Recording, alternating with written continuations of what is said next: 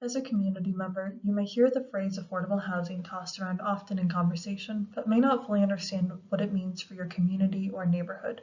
This presentation is intended to provide an overview of affordable housing, who needs affordable housing, and how it's created. What is affordable housing? The government typically defines housing as affordable when it consumes no more than 30% of a household's income.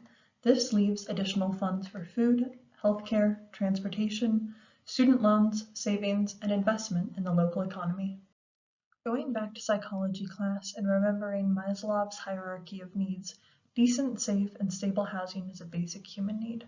And when our basic needs are met, we're able to contribute to and support the broader community. Therefore, when we do not have accessible access to housing, the entire community suffers. In addition to housing as a basic human need, our city adopted plans recognize the important role that housing can play on creating an equitable, sustainable, and inclusive Denver. Throughout the Denverite planning process, we had over 24,000 touchpoints with the community, and a resounding theme throughout the process was for more affordable housing and equitable growth. So what happens when housing is unaffordable? First of all, less money flows into the local economy. This is because a greater portion of people's incomes go into housing costs, and less money is left over for goods and services that can support the local economy. Additionally, inequities are furthered when low-income individuals or families are unable to live in areas with good access to jobs, multimodal transportation, parks, and other amenities. We also see that economic growth within the region slows as employers cannot find workers that can afford housing near their employer. And finally, when people are forced to live further and further from their jobs and other services, traffic increases and public infrastructure costs go further. As you can learn more about in the housing market analysis video, the current housing crisis has been building for a long time, and in recent years, housing costs have risen faster than incomes. Although incomes in certain industries have kept on just fine, overall these incomes continue to rise gradually, while housing costs have continued to grow at a disproportionate rate, further widening the gap and increasing. And when we look at who can afford housing in Denver today, a shrinking percentage of units are available to households earning 80% AMI, and even fewer are available to those earning 50% AMI and less. So you may be wondering, why are housing costs continuing to rise, and what affects the cost of housing? These rising costs cannot be attributed to one single issue, but are a result of local and global factors. The following pie chart is a simplified graphic illustrating the different factors in which affect housing costs. All these factors relating to costs can vary by housing type, construction type, and location. The most significant cost drivers are land, labor, and materials.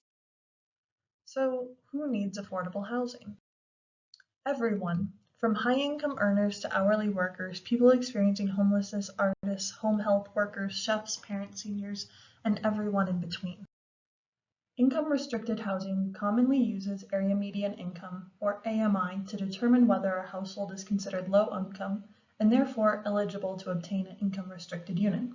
The U.S. Department of Housing and Urban Development, or HUD, uses AMI thresholds that are adjusted by household size to ensure that households are eligible for those income-restricted housing units. But instead of just thinking about AMI as a table of numbers, it's important to understand that these categories represent people with jobs working in a range of professions. For example, the median income for a food service cook is $26,240. Depending on the household size that individual is supporting from this income, they may earn an income that's less than 50% area median income, or if they're supporting 3 or more individuals, their area median income would be less than 30% AMI. An early childhood educator earns a median salary in Denver of $35,520, and while their household size may vary, they would generally earn an income that was below 50% AMI.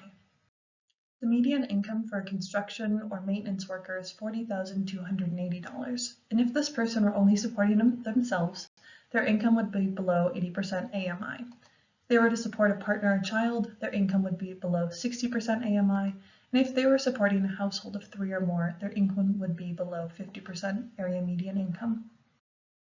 The median income for a social worker in Denver is $56,750, and if this person were only supporting themselves, their income would be below 100% AMI, or moderate income. If they were to be supporting a partner or child, their income would be below 80% AMI. Median income for a nurse is $73,330. However, it's important to realize that a nurse who is much earlier in their career stage might have an income significantly lower. If this person were to be only supporting themselves, their income would be below that of 120% AMI.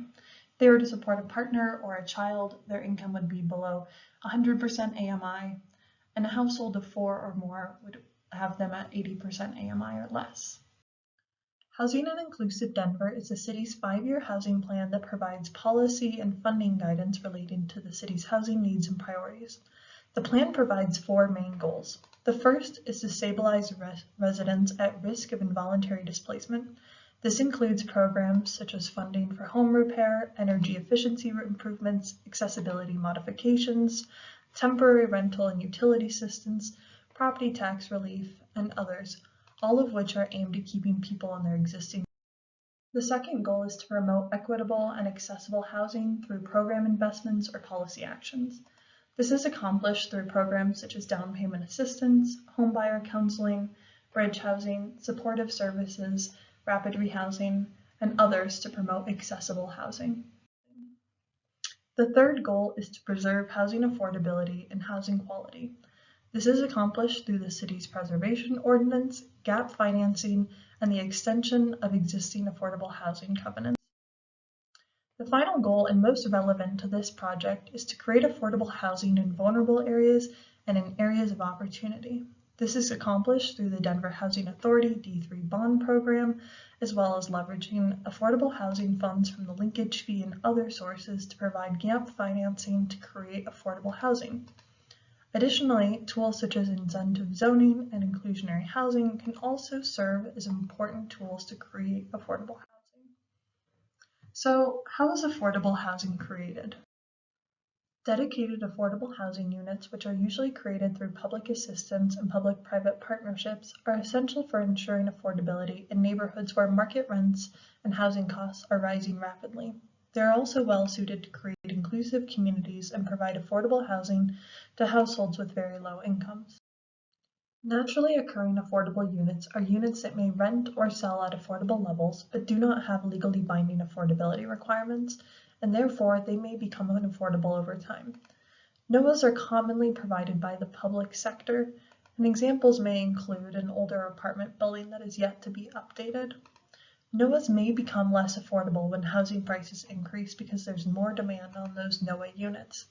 Additionally, NOAs can be redeveloped into more expensive units that are then no longer affordable. So how is dedicated affordable housing created?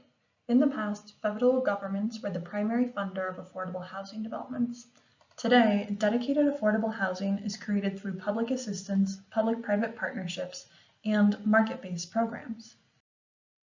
So how is subsidized, income-restricted affordable housing funded and therefore created? Just as with any development, there is a total development cost. A portion of these costs are covered by rental revenue. However, because these are paid by low and moderate income households, these rental revenues do not cover the full cost of the development. As such, there is commonly a gap in funding needed to develop and operate the property. To fill the gap, a nonprofit partner typically needs a subsidy to make the project financially feasible. The subsidy can be used to help cover the construction costs, the rents, and operating costs. And typically, the lower the income served in the development, the greater the gap needed, and therefore the more subsidy required. Subsidy can be provided upfront to reduce the total development costs, which reduces the amount that the developer may need to borrow and therefore reduces monthly financing. These types of subsidies include below market interest rates, tax-exempt bonds, local loan funds, and state tax credits. Subsidy can also occur in a form of rental assistance, such as Section 8 vouchers to help tenants pay the rents and increase the rental income and therefore reduce overall need for total subsidy.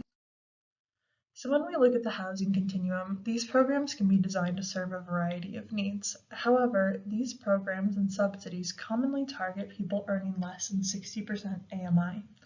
This is in part because public subsidies prioritize those who are in the greatest need of housing. Additionally, achieving low rents commonly require significant subsidy, and market-based programs are unable to reach these levels. So how can the market create affordable housing? Just as publicly subsidized projects have a total development cost, the market rate housing has a total development cost as well.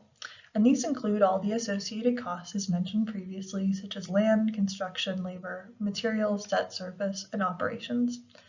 In a fully market rate project, the rental revenue must meet or exceed the total development. The majority of units in a mixed income project will be market rate rents, which will cover the majority of the development costs. However, a portion of the rental units that are income restricted will not provide as much rental revenue as those market rate rents. Therefore, to cover this remaining revenue, incentives or developer offsets are commonly needed. So just as affordable housing projects need the rental revenue plus the subsidy to cover the cost of the development, a market rate developer must also have their costs covered to create mixed income housing. When we look back at the housing continuum, these programs can be designed to serve a variety of needs. However, these programs do most commonly target people earning 60 to 80% area median income, with variance based off of ownership or rental types. This allows for market-based tools to leverage private investments and cross-subsidize and complement where city resources are targeted to the lowest income levels. So why does this all matter? The city is launching the Expanding Housing Affordability Project to leverage market-based tools and increase the construction of affordable and mixed-income housing across the city. To learn more about this effort, additional videos and resources can be found online and in the background report. Thank you.